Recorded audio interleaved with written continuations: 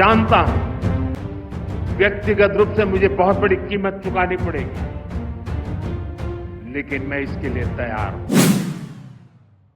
अमेरिकी राष्ट्रपति Donald Trump ने बुधवार को भारत पर टैरिफ को बढ़ाकर 50% किए जाने का ऐलान किया। हालांकि गुरुवार 7 अगस्त से देश पर पहले घोषित किया गया 25% यूएस टैरिफ ही लागू हुआ है, जबकि एक्स्ट्रा 25% आने वाली 27 अगस्त से प्रभावी होगा। ऐसा नहीं है कि ये टैरिफ सिर्फ भारत पर ही लगाया गया है, ये टैरिफ पूरी दुनिया पर लगाया जा रहा है जिनके साथ अमेरिका ने ट्रेड डील की है। इसे ऐसे समझिए कि भारत की तरह चीन, बांग्लादेश, वियतनाम जैसे देशों ने भी अमेरिका के साथ ट्रेड डील किया है, लेकिन इसके बावजूद अमेरिका ने इन देशों पर कम टैरिफ लगाया है और खास करके चीन के लिए जो टैरिफ लगाया गया है वो 90 दिनों के लिए स्थगित कर दिया गया है। यानी कह सकते हैं कि अमेरिका ने चीन को रियायत दे दी है। ये सब कुछ इसलिए हो रहा है ताकि अमेरिका के बाजारों से भारत का सामान रिप्लेस हो जाए और इन सामानों की महंगाई भी ज्यादा न बढ़े, इसलिए भारत को छोड़कर दूसरे देशों के टैरिफ कम रखे गए हैं। इसे आप यहाँ समझिए कि अमेरिका कैसे इस खेल में दूसरे देशों को इस्तेमाल कर रहा है। सबसे पहले बात करते हैं बांग्लादेश की, जिस पर पहले 15.2% टैरिफ था, अब उस पर टैरिफ बढ़कर 20% हो गया है। वियतनाम, जिस पर 3.9% टैरिफ था, वो अब 20% हो गया है। वहीं चीन, जिसके ऊपर भी कम टैरिफ था 10.7%, उस पर अब टैरिफ 34% हो गया है। लेकिन इसके साथ ही चीन को 90 दिनों की छूट दी गई है, यानी रूस से सबसे ज्यादा जो तेल खरीदता है उस पर भी मेहरबान है डोनाल्ड ट्रंप।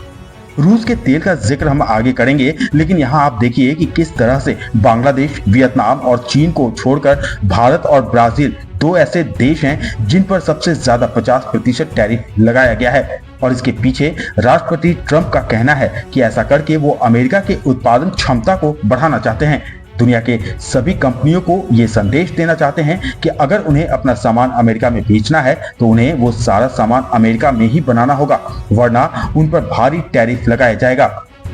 यहाँ ट्रंप की चाल को ऐसे समझिए कि भारत के कपड़ों पर जब 50% टैरिफ बढ़ेगा तो भारत के बने हुए कपड़े अमेरिका में महंगे दामों में बिकेंगे, लेकिन वहीं बांग्लादेश, जिस पर टैरिफ केवल 20% ही बढ़ा है, तो उसके कपड़े सस्ते होंगे। क्योंकि बांग्लादेश दुनिया में सबसे ज्यादा टेक्सटाइल निर्यात करता है। दुनिया में इसकी हिस्सेदारी 8.5% है और वो चीन के बाद दुनिया का दूसरा बड़ा टेक्सटाइल निर्यातक है, जबकि वहीं भारत 6ठे नंबर पर है जिसकी हिस्सेदारी 3.9 की है। और इसलिए बांग्लादेश का टैरिफ मामूली सा बढ़ाया गया है। अब जो टैरिफ बढ़ा है उसके लिए ना भारत को पैसे चुकाने होंगे, ना ही अमेरिका को पैसे चुकाने होंगे अमेरिका में रहने वालों को। अब जब भारत के कपड़े महंगे होंगे और बांग्लादेश के सस्ते, तो अमेरिका के लोग सस्ती चीजों को ही खरीदेंगे। हर कोई यही करता है, सस्ती चीजों को ही खरीदता है। तो पड़ेगा ही, क्योंकि 90 बिलियन डॉलर के हमारे ट्रेड है उनके साथ। और अगर आप सोचिए कि अभी हर चीज़ 50% ज़्यादा महंगा होगा, तो खरीदने वालों भी सोचेंगे कि भारतीय चीज़ों को क्यों खरीद ले।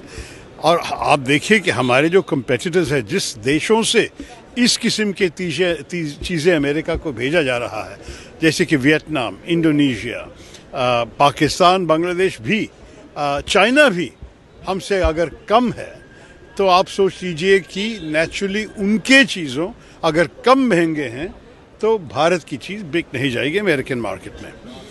दूसरी चीज़ जो अन्याय है, ये जो एक्स्ट्रा 25% जो ऐड किया, जो ट्रंप ने कल बताया था, ये है क्योंकि हम रशिया से पेट्रोलियम प्रोडक्ट्स, नेचुरल गैस और ऑयल खरीद रहे हैं, लेकिन चाइना हमसे करीब डबल रशिया से खरीद रहे हैं और उनको 90 दिन दिया गया है, हमें सिर्फ 3 हफ्ते दिया गया है।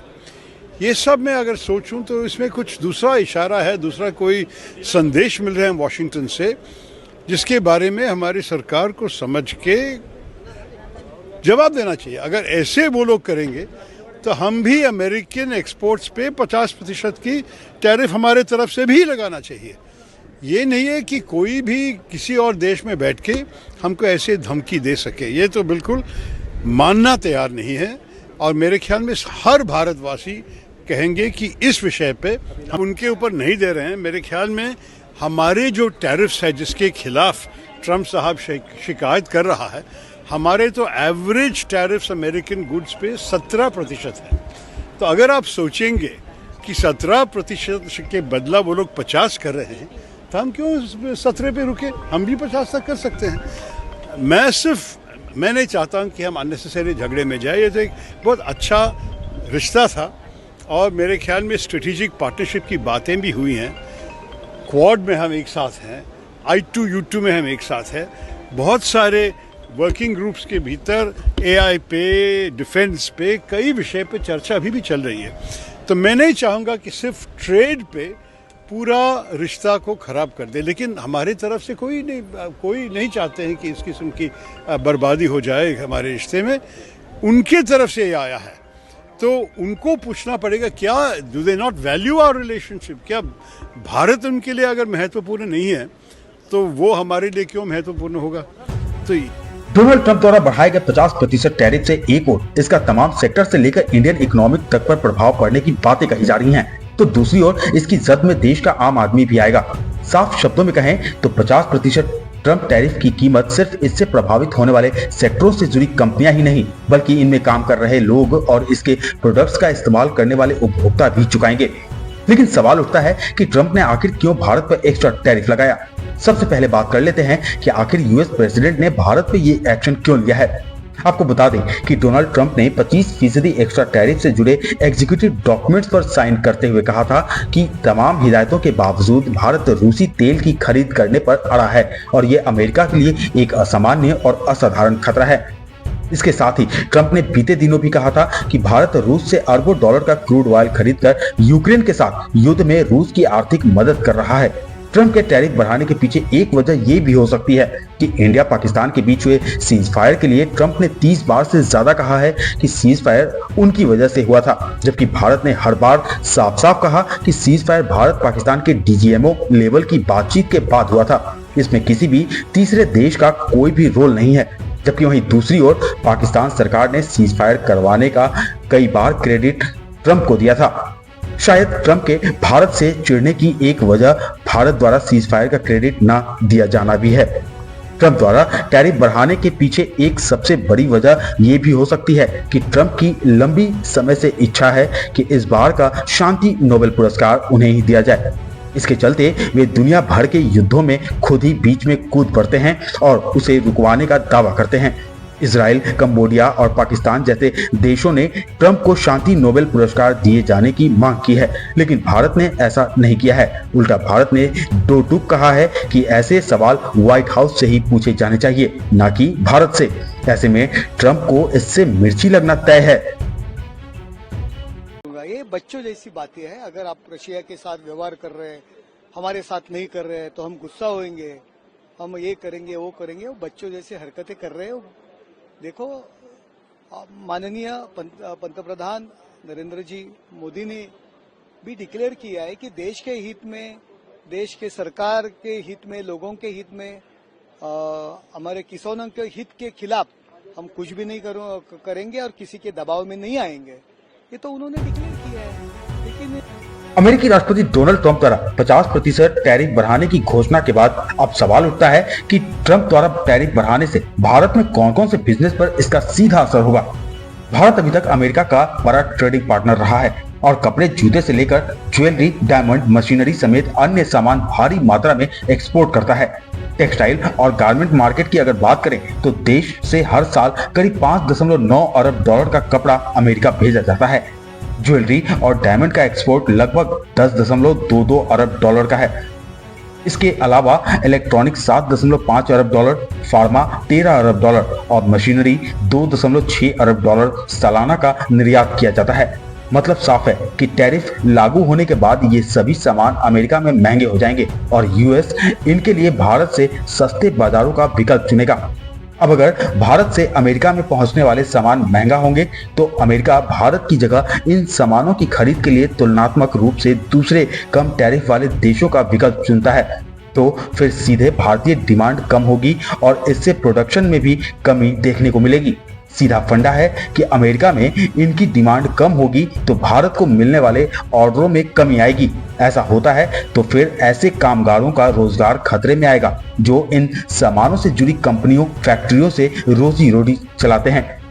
एक उदाहरण के तौर पर समझें तो टेक्सटाइल और गारमेंट इंडस्ट्री से जुड़ी कपड़ा मंत्रालय के आंकड़ों के मुताबिक देश में इस सेक्टर में काम करने वालों का आंकड़ा 4.5 करोड़ के आसपास है, जो सीधे या परोक्ष रूप से मैन्युफैक्चरिंग से जुड़े हुए हैं। जेम्स एंड ज्वेलरी इंडस्ट्री में खास तौर से सूरत, जयपुर, कोलकाता जैसे शहरों में लाखों कारीगर इससे प्रभावित हो सकते हैं। कुछ ऐसा ही संकट अन्य संबंधित सेक्टर्स में काम करने वाले लोगों के लिए भी बढ़ रहा है।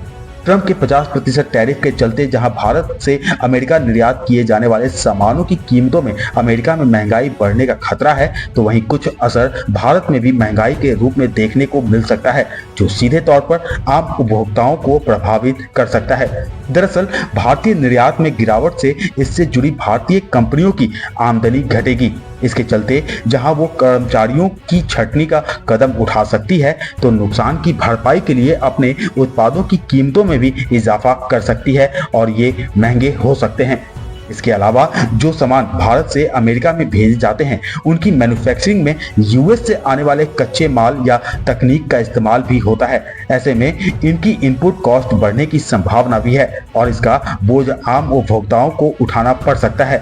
एक बड़ा संकट एमएसएमई सेक्टर पर दिख रहा है, जो पहले से ही लागत और क्रेडिट की चुनौतियों से दो चार हो रहा है और 50% अमेरिकी टैरिफ से उसके लिए निर्यात करना मुश्किल हो जाएगी।